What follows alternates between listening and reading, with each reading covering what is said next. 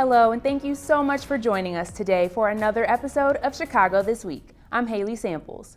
When he took office, Chicago Mayor Brandon Johnson promised to get rid of the ShotSpotter program. Here's a video by Sound Thinking, the company behind ShotSpotter, explaining how it works. If a gun is fired anywhere in the area, multiple sensors detect and timestamp the sound. The precise location of the gunshot is determined based on the amount of time it takes for the sound of the gunshot to travel to each individual sensor. Blanca Estrada joins us now in the studio with more on the story.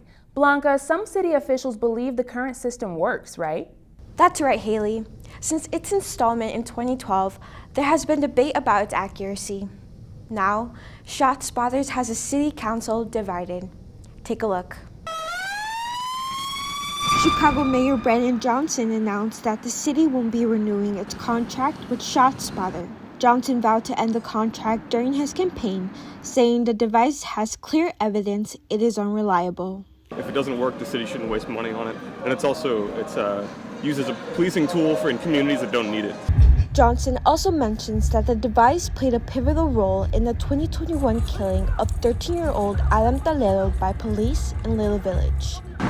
However, more than a dozen members of the city council are in favor of keeping ShotSpotter. Alderman David Moore introduced a new legislation seeking to keep ShotSpotter in certain wards of the city. It's informing individuals about, the whereabouts and things that are going on in the streets.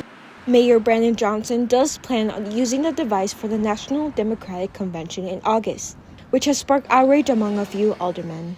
Since 2018, Chicago has spent about $49 million on the device. You don't need technology to detect gunshots. The city's contract with the company expires on November 22nd. There's a final vote by the full city council on April 17th to determine the future of the device. Thanks, Blanca. Moving to Hyde Park now. A recent study finds that after nearly 100 years, limestone along the shoreline is doing a pretty good job of protecting the beach. However, waves from Lake Michigan have caused some damage throughout the years. Nicole Herzog is near the lake to talk about what experts plan to do next. Hi, Nicole. Hey Haley, it's been a 24-year fight to save the only original limestone left along this lakefront. But now community officials are one step closer to preserving a piece of Chicago history. For longtime Hyde Park resident Michael Scott, I come here in the summer every single day. Promontory Point is a place filled with memories. On a warm day, this entire field will be filled with people. These rocks will be filled with people. But making sure those memories aren't washed away has been a battle for 24 years. This limestone here is the last remaining stretch of limestone along the Chicago lakefront, and the city at that time was replacing all of these limestone revetments with concrete. In 2000, city officials said the limestone no longer protects the shoreline from erosion and flooding. It's a treasure of the city, and they shouldn't destroy it. Advocates for the point say it's one of the few places in Chicago that can transport you back in time. People were sitting on these exact steps 87 years ago. It's a very important piece of Chicago's engineering history. So to fully understand the significance of the limestone, Kendra Parzan with Landmarks Illinois says you have to go back to 1937. It's a solution for the problem of erosion, but also, as we've heard from the community in Hyde Park and the South Side across the city, over time it's also taken on a lot of this layer of being an important place of recreation and community gathering. In response to the city's plans, the Promontory Point Conservancy commissioned a study from McLaren Engineering Group. It found that the limestone is still effective and does not need to be replaced, but simply repaired. The Chicago Department of Transportation told Chicago This Week in a statement that they are committed to saving and reusing as much of the existing limestone as possible and have no intention of replacing the limestone with a continuous concrete embankment. Thanks, Nicole. Switching from lakefront erosion to lakefront football, the city of Evanston is considering a request from Northwestern University to build a temporary stadium along the water. Casey Clark-Malott is at Lake Michigan to talk about why the university wants to transform a lakeside athletic field. Tell us about it, Casey. Thanks, Haley. As the Ryan Field rebuild has been going on this year, Northwestern is looking for a home for their football games. They're looking at hosting the game still in Evanston. It'll be good for the city to keep some of the games in Evanston itself. Northwestern University may have found a temporary solution for some football games as Ryan Field is torn down. Lanny and Sharon Martin Stadium is a potential location for a lakeside temporary facility to host non-conference, smaller games next season. It's important to mention that it's not a stadium, because a stadium would not be permitted out there. It's really going to be a temporary facility. With Ryan Field under construction, some neighbors haven't enjoyed the sounds. I'm in love with it, but my friend who lives right across from the stadium absolutely hates it. But the temporary location offers one major appeal.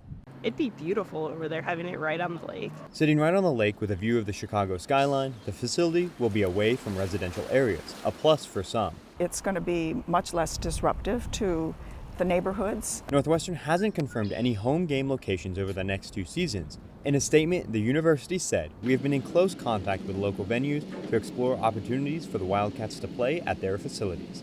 We are also exploring the feasibility of playing games on our campus in a temporary facility.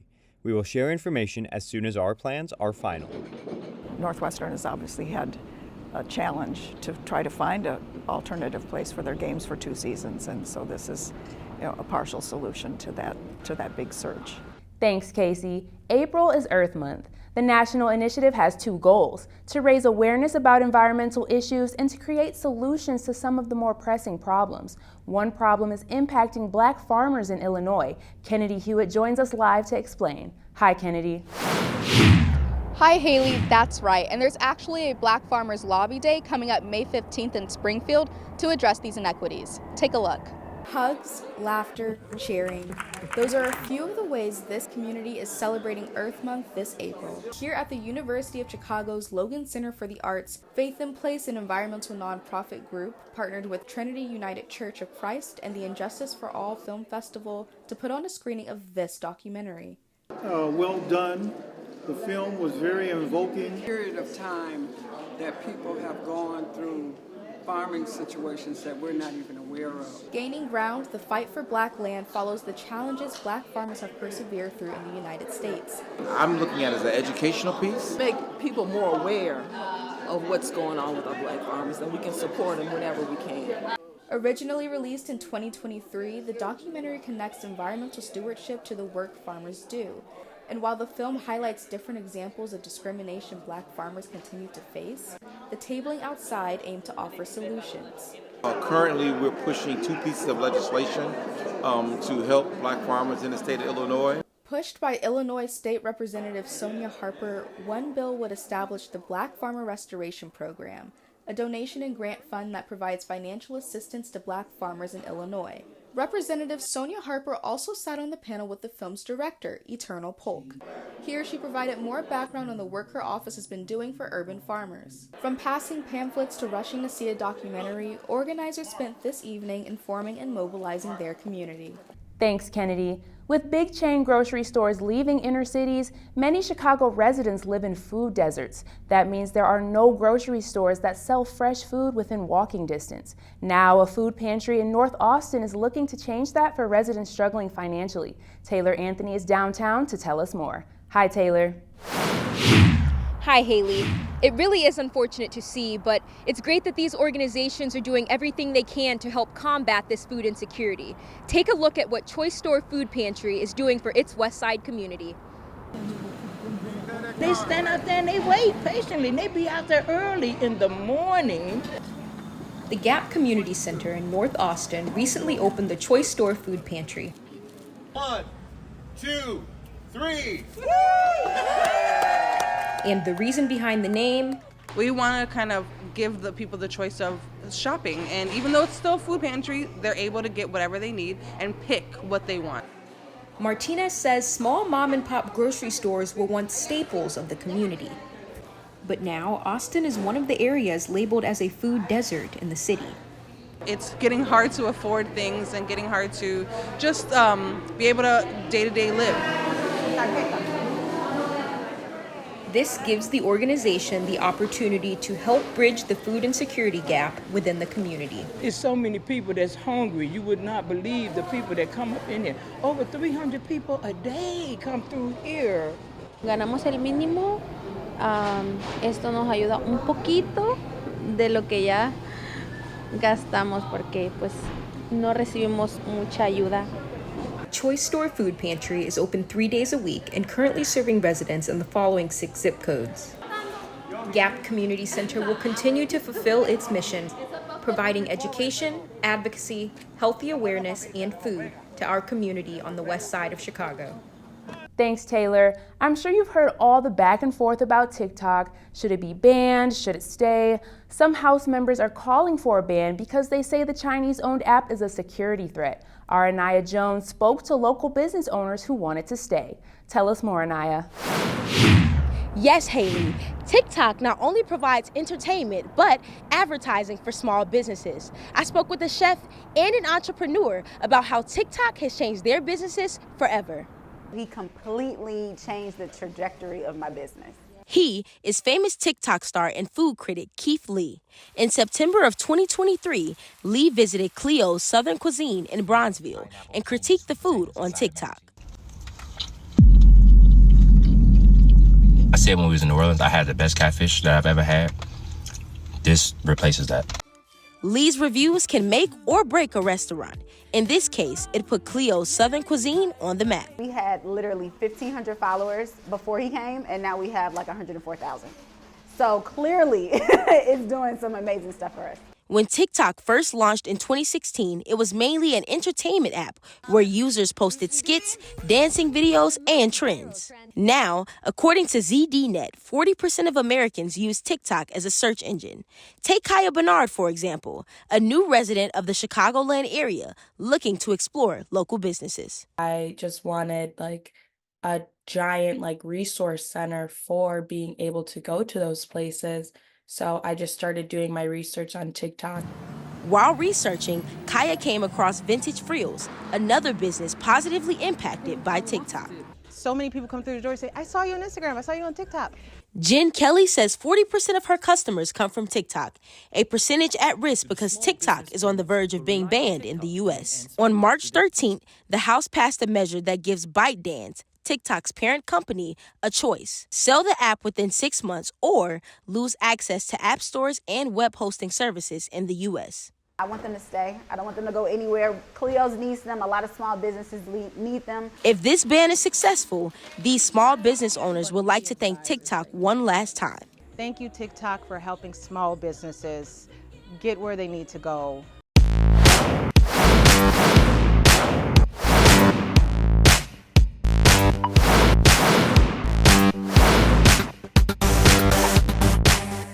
Hey there, sports fans.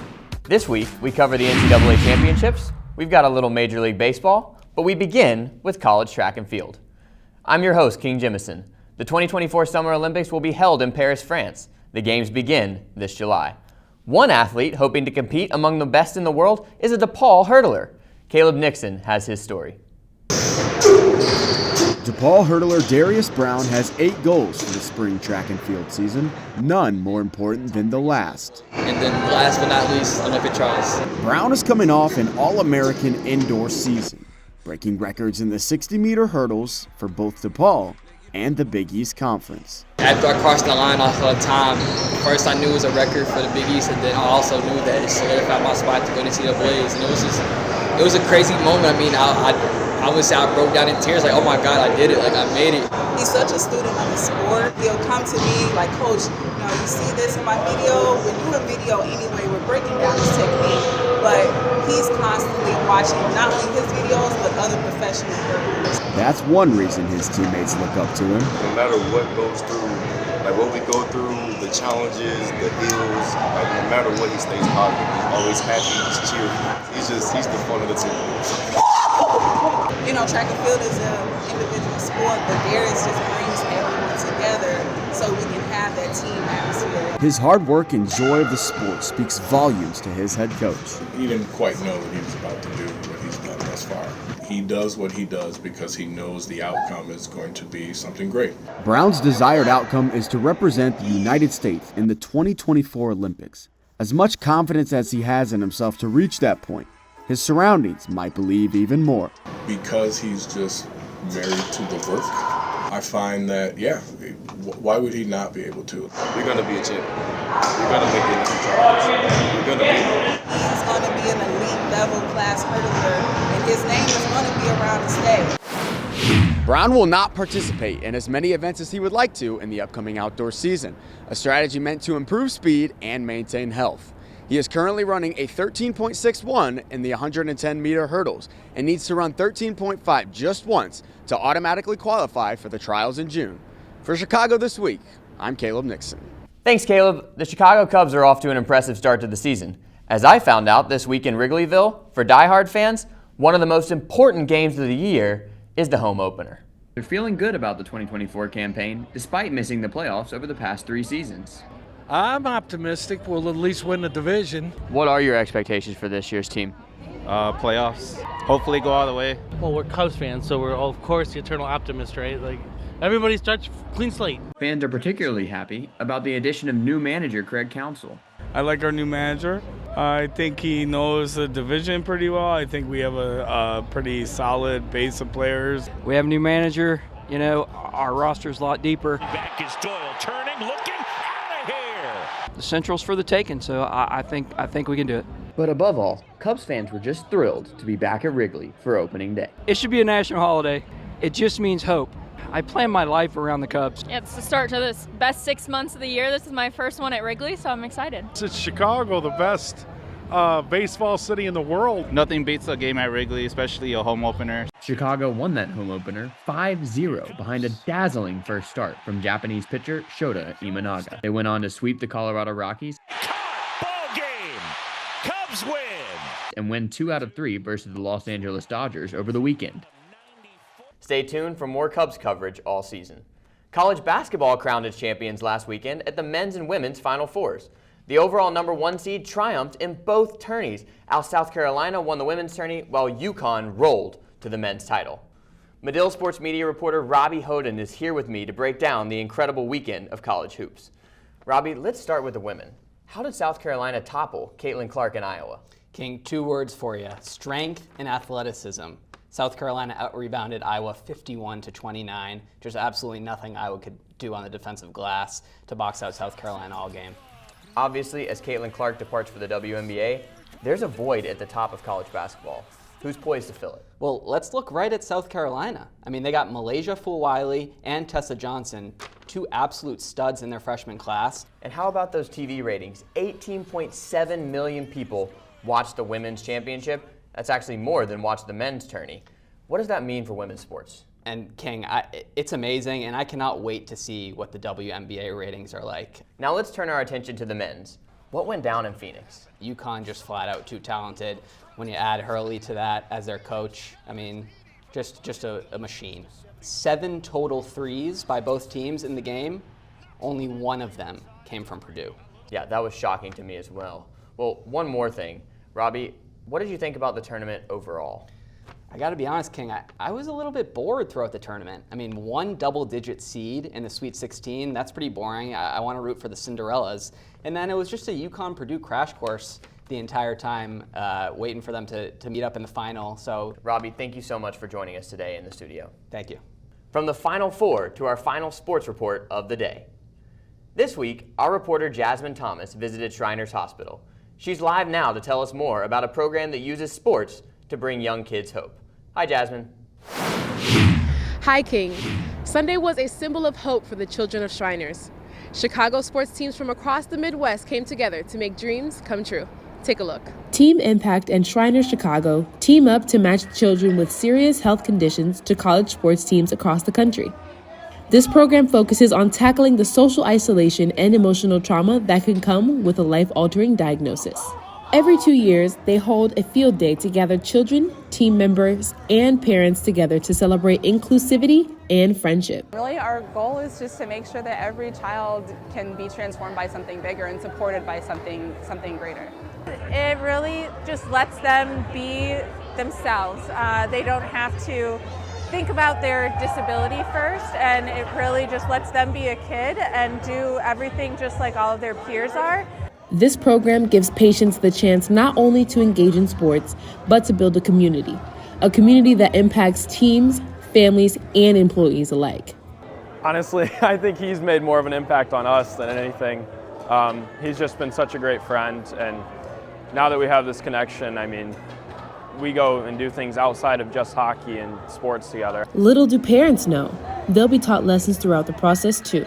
Team Impact, it really teach me also as a parent that my daughter is also part of my community. A community that provides a safe space for children with illnesses to just be a kid. All because of Team Impact and Shriners' contribution. To learn more about how you or a loved one can get involved, visit teamimpact.org for more details. Welcome back. You know those human-sized money machines? You walk in, dollar bills blow all over the place. You try to grab as much cash as you can. Well, I visited one this week at Union Station. Take a look. April showers are here, and it's raining cash inside Union Station. A new interactive art installation popped up in Union Station at the top of this month.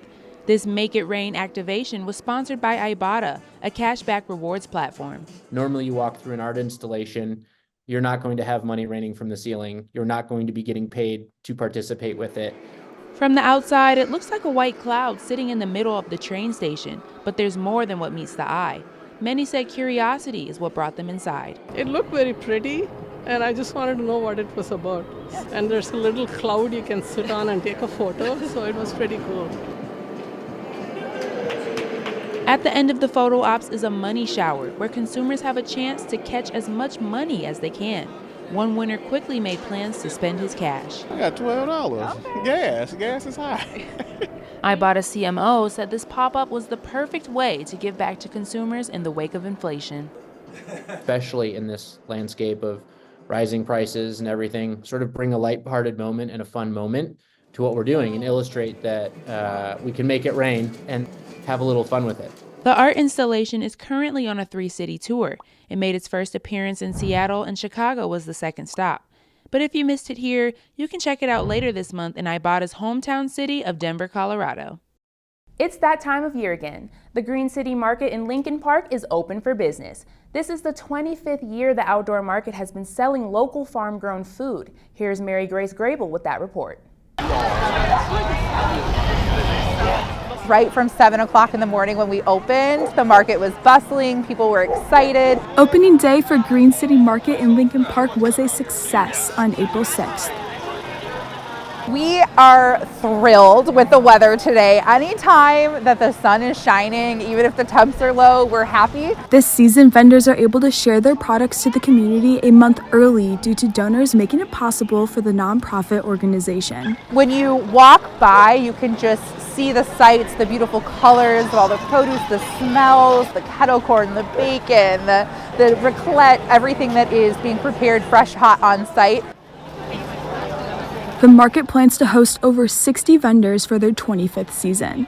To know your farmer and to trust your farmer and get nutrient-dense food, there's nothing better than that. The nonprofit does more than providing a great spot for buying local. Support local farms. They work really, really hard to provide healthy, nutrient-dense food to our community. Our local farmers feed us. So small, sustainable farmers are growing food for people, growing food that nourishes us, and it's really critical that if we want to see these farms survive and thrive for future generations, that we shop from them and that we shop from them regularly. As the market also supports the community through a program called SNAP, USDA Supplemental Nutrition Assistance Program, where customers spend $25 and they will receive $75 in link vouchers. It's cool to see the community come together.